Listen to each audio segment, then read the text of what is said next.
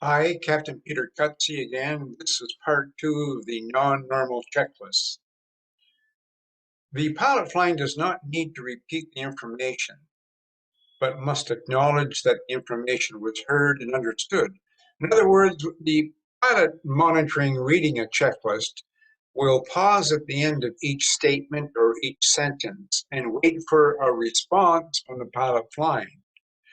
Too often I have seen that uh, the pilot monitoring reads the checklist through its entirety without any response from the pilot flying. There's no point in doing it that way because it's not effective. Pilot flying must acknowledge that he's understood or she's understood. If they haven't understood what was read, then it's the responsibility of the pilot flying to ask, repeat, repeat. You will find when you get into checklists with flight control, trailing edge, leading edge flap conditions that have several different conditions that have to be understood individually. So it's important that the pilot flying acknowledge. For checklists with memory items, the pilot monitoring first verifies that each memory item has been done. The checklist is normally read aloud during this verification. The pilot flying does not need to respond except for items that are not in agreement with the checklist. That's talking about memory items. The item numbers do not need to be read. Non-memory items are called reference items. The pilot monitoring reads aloud the reference items, including the precaution, if any, the response or action, any amplifying information. If the pilot flying does not repeat, or I should say, the pilot flying does not need to repeat this information, but must acknowledge that the information was heard and understood, such as understood, check, okay, go ahead, continue, uh, anything, as long as an acknowledgement comes. The item numbers do not need to be read. The word confirm is added to checklist items when both crew members must verbally agree before action is taken. During an in-flight non-normal situation, verbal confirmation is required for an engine thrust lever, an engine start lever, an engine or APU or fire switch, a generator drive disconnect switch, an IRS mode selector when only one IRS has failed, or a flight control switch. So these are all verbal confirmation requirements. This does not apply to the loss of thrust on both engines checklist. With the airplane stationary on the ground, the captain and the first officer take action based on pre-flight and post-flight areas of responsibility. During an evacuation, the first officer sets the flap lever to flaps 40. A little point here, this checklist, the evacuation checklist, is a red read and do checklist. You may find that some companies encourage, and I would encourage, once the aircraft is stopped, for the first officer, who's the pilot monitoring, to select the flaps 40 immediately before starting the checklist.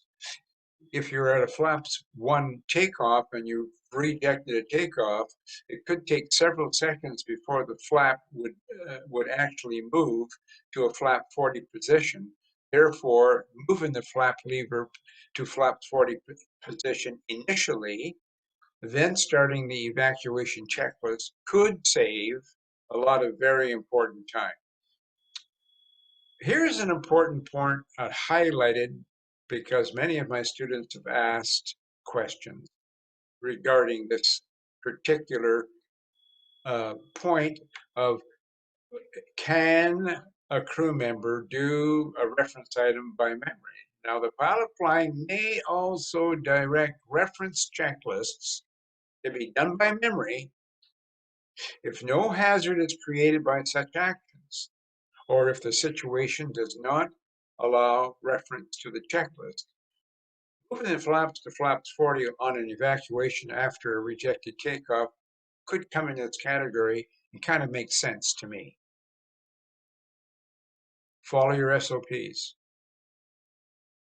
Checklists include an inoperative item table only when the condition of the items is needed for planning the rest of the flight.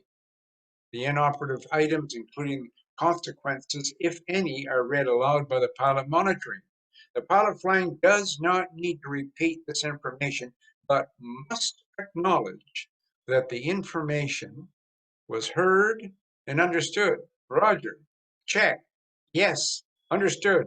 Continue. Anything, as long as the pilot monitoring is assured that the pilot flying has understood. After completion of the non-normal checklist, normal procedures are used to configure the airplane for each phase of flight.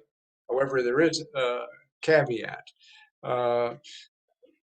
When there are no deferred items, the descent, approach, and landing normal checklists are used. However, when there are deferred items, the non-normal checklist will include the item checklist complete, except deferred items.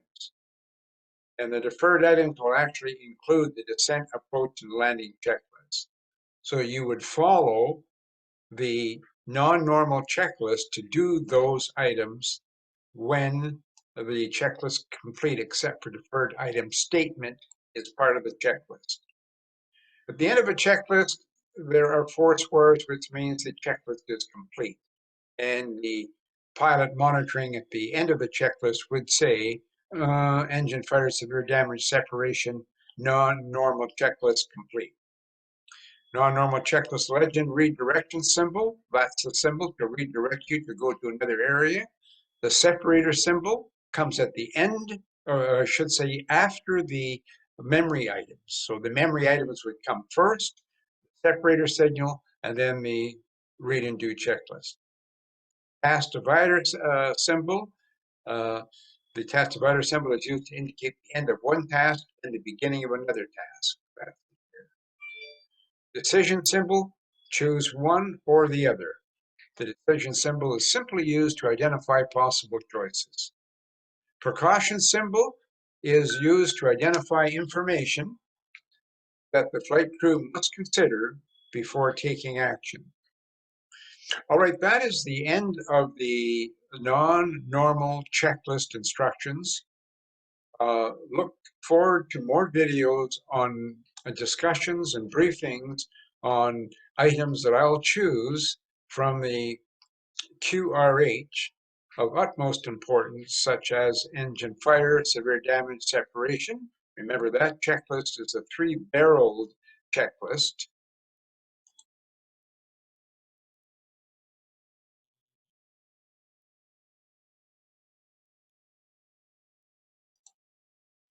Engine fire, or severe damage, or separation.